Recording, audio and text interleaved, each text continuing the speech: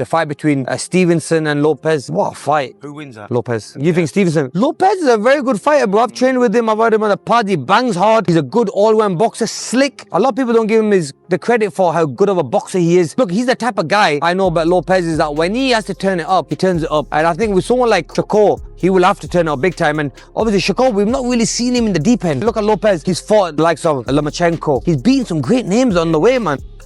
Teofimo Lopez. Another easy fight. The problem with him is he's too delusional to go in the gym and fix his mistakes. So I ain't even gonna, I can't say it all. Like I said, I'm gonna make that fight. There are legends, there are unbeaten phenoms. And then there's the moment when reality crashes through the illusion. We're approaching a fight that many fans have already labeled a sure thing, a flawless technician, expected to dismantle a reckless brawler. But one former world champion who has actually felt the danger firsthand is sounding an alarm. No one wants to acknowledge. He's saying something shocking is coming. And the boxing world is sleepwalking toward a violent reality check on January 31st. Amir Khan isn't speaking from a couch or chasing clicks. He's been in the gym with Teofimo Lopez. He's felt the shots on the pads, and his warning is brutally direct. Teofimo hits different. This isn't about footwork or ring IQ. It's about raw, fight-altering power that Shakur Stevenson has never truly faced. Khan believes Stevenson is stepping in with a different breed of fighter, one whose punches don't just score points, they instantly change the entire fight. The fight between Stevenson and Lopez. What a fight. Who wins that? Lopez. You think Stevenson? Lopez is a very good fighter, bro. I've trained with him. I've had him on the pod. He bangs hard. He's a good all-round boxer. Slick. A lot of people don't give him the credit for how good of a boxer he is. Look, he's the type of guy I know about Lopez is that when he has to turn it up, he turns it up. And I think with someone like Shakur, he will have to turn it up big time. And obviously Shakur, we've not really seen him in the deep end. Look at Lopez. He's fought the likes of Lomachenko. He's beaten some great names on the way. Biggest question looming over Madison Square Garden: the weight. Shakur is moving up to 140 pounds, a division where punches land heavier and mistakes cost more. Khan notes that Stevenson has never been forced into real danger late in fights. He's slick, elusive, and composed, but he hasn't dealt with a full-size junior welterweight actively trying to break him down. The concern isn't whether Shakur can outbox Teofimo. It's whether he can keep a stronger, more explosive man off him for 12 rounds without eventually running into something catastrophic. The fear is that he can't keep a larger, stronger man off him for 12 full rounds without getting clipped by something devastating. Shakur Stevenson is underestimating just how good Teofimo Lopez is, right? So Teo Sr., like he always does, right, was talking a lot of shit during this press conference, but he did say a lot of things that was true. He brought up the fact that Shakur Stevenson somehow is on the top 10 pound for pound list when he hasn't fought anybody elite. Not at 130, not at 135. Like, think about it, guys. Who did Shakur beat at 130? Most people would say Jamel Herring, right? So Jamel Herring, right, is currently 40 years old. They fought about 4 years ago, which means that Jamel Herring was like 36 when he fought Shakur Stevenson, right? So are we really going to give Shakur credit for that win? Then he beat Oscar Valdez, who tested positive for PEDs before he fought Shakur Stevenson, right? He was undefeated at the time, but we already knew he was a cheater, right? Shakur Stevenson beats him by unanimous decision. Since then, he also lost 2 fights to Emmanuel Navarrete, right? So, I mean, who else on Shakur Stevenson's resume would you guys say is elite? He just beat a William Cepeda that struggled with Tevin Farmer. Remember, William Cepeda got dropped by Tevin Farmer, right?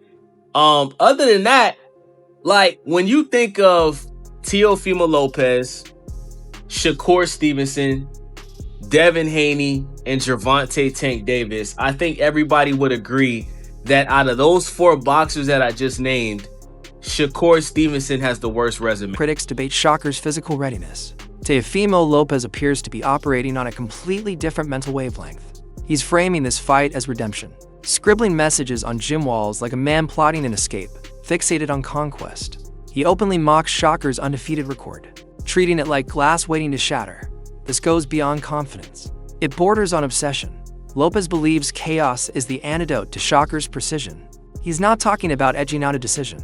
He's openly promising this fight won't hear the final bell. Really that time for him to really take his first loss and, me whoop his ass to the point where either he quits on the stool or I knock him out. How I see this fight being played out is with me pretty much setting that momentum for the people out there as well. Not really trying to force for it. However, I can't be too technical with Shakur. You got to make it a little ugly. You got to make it a little ugly. If you try to be too technical with Shakur, it could be too long of a weighted chess match. Certain people don't want to see that. They don't want to see pop shots.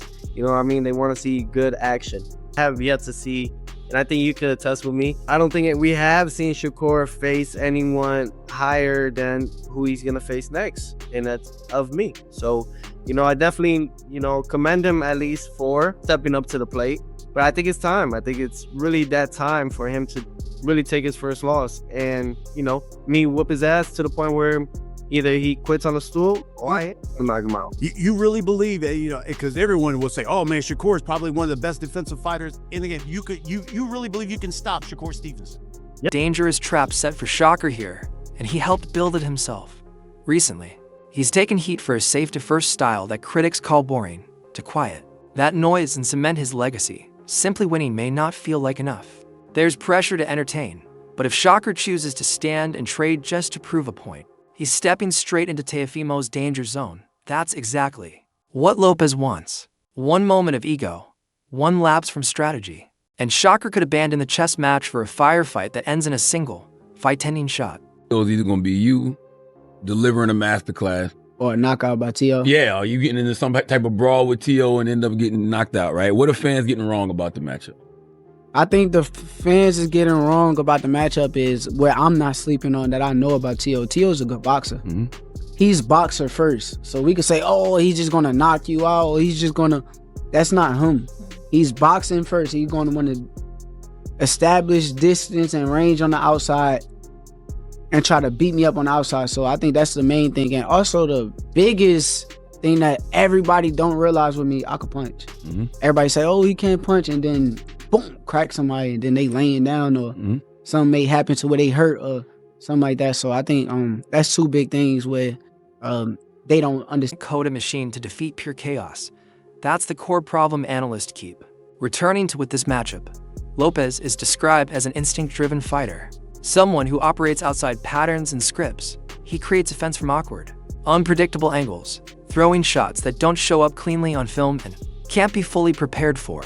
And when chaos connects clean, it doesn't ask permission before changing everything. And just gotta ask you, because you're from Jersey, Shakur Stevenson, Teofimo Lopez, do you favor the Jersey kid in that fight? Oh, Shakur, definitely. Why is that?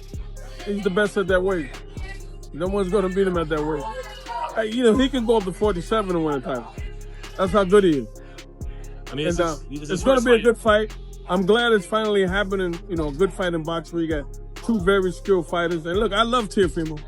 I picked him to beat Lomachenko. You know what I mean? But I just think that Shakur's on another level. Is Teofimo the more athletic fighter? I'm not going to say that. I mean, to me, they have two different styles. You know what I mean? And, Shakur just has a style that, to appreciate it, you got to be a real boxing person. Yeah, because, when I say athleticism, it's like explosiveness and twitch, but isn't Shakur with the timing and the distance, it's more subtle. Relaxed, you know what I mean? He can do whatever, he can take control at any time when he wants to.